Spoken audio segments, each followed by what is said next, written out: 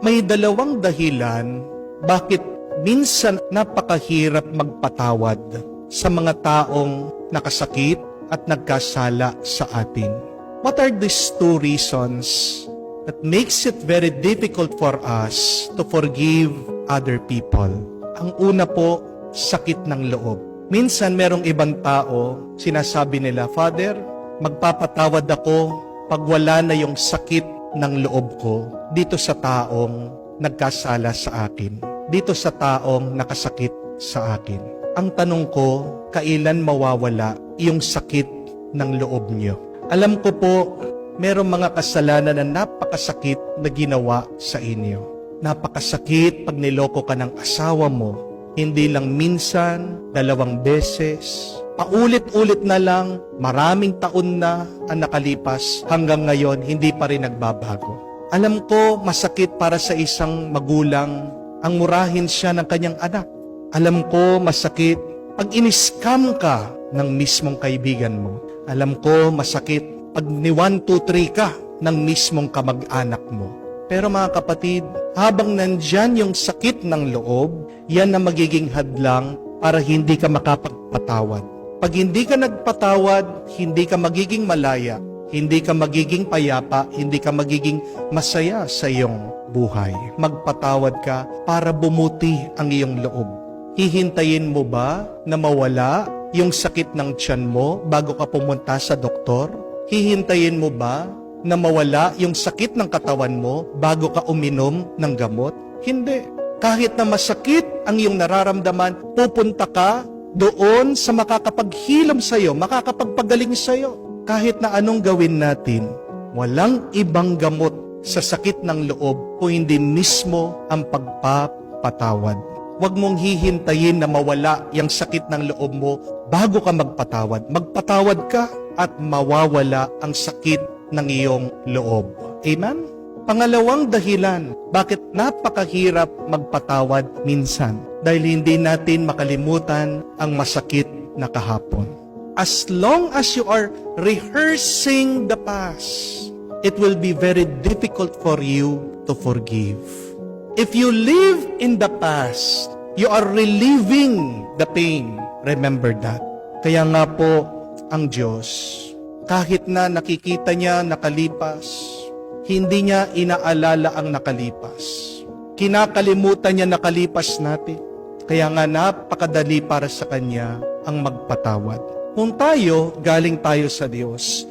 At kung tayo ay sumusunod sa ating Panginoon, sundan din natin ang Kanyang halimbawa. Do not live in the past. Live in the present. Iwan mo yung nakalipas. Magpatawad ka. Tandaan niyo po kapatid, hindi natin mababago ang nakalipas. Ang mababago natin ay ang ating hinaharap. At paano mo mababago ang iyong hinaharap?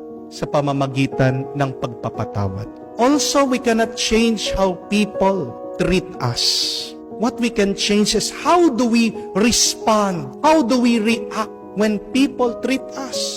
Hindi sila mabait sa iyo, di ka minamahal, pero pwede mong tugunan ito sa pamamagitan ng pagmamahal at pagpapatawad. Amen? Forgiveness does not mean forgetting, but to forgive is to allow yourself not to get hurt anymore. Bakit ka nagpapatawad? Kasi gusto mo mawala yung nararamdaman mong sakit. Hindi mo maaalis sa iyong sarili na pabalik-balik yung mga alaala.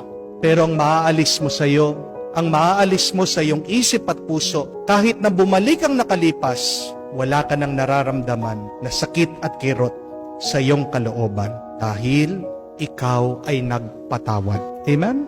So when you forgive, my dear friends, remember this. You do not say that what you did to me is okay. When you forgive, you say that despite of what you did to me, I'm okay. Tandaan niyo po yan. Pag pinatawad mong isang tao, hindi mo siya binibigyan ng kalayaan na saktan ka. Pero pag pinatawad mo ang isang tao, pinapalaya mo ang sarili mo sa sakit na dinulot ng taong yun. Ang grasya ng Diyos lang ang magbibigay ng daan sa atin para makalimutan po natin ang nakalipas. Pero habang inaalala mo nakalipas, mahihirapan at mahihirapan kang magpatawad. So how do you make forgiveness easy? How to easily forgive? Do not carry the pain, but offer the pain to God. Huwag mong dadalhin ang sakit ng kalooban, iwan mo sa Diyos. Also remember how God forgives. God forgives absolutely, completely, and wholeheartedly. Minsan tayo nagpapatawad hanggang isip lang. Ibaba mo hanggang puso. Dahil kung hanggang isip lang at hindi kasama ang puso, babalik at babalik ang sakit ng kahapon. Forgive with your heart, not only with your mind, not only with your mouth. Amen? May kasalanan din tayo sa Diyos. Alalahanin po natin. Pero kahit na tayo ay may pagkukulang sa Kanya, napakabait ng Diyos. Tayo'y palaging pinapatawad. Ano ang sabi ni San Pablo? The wages of sin is death. Ang kabayaran ng kasalanan, kamatayan. Pero tignan nyo naman po, tayong lahat ay buhay pa rin. Kahit na tayo'y nagkasala sa Kanya. How many of us appreciate the love and the mercy of God? Paano natin babayaran ang utang na loob natin sa Diyos? Wag lang tayong magdasal, wag lang tayong sumamba sa Kanya. Kung gusto mong tanawin ang utang na loob mo sa Diyos, yung natanggap mong pagpapatawad sa Kanya, iparamdam mo, ibigay mo din sa mga nagkasala sa iyo. Mga kapatid, ang pagpapatawad ay hindi para sa nakasakit sa iyo. Ang pagpapatawad ay para sa iyo. Forgiveness is the gift that you give yourself because you want to be free, because you want to be at peace.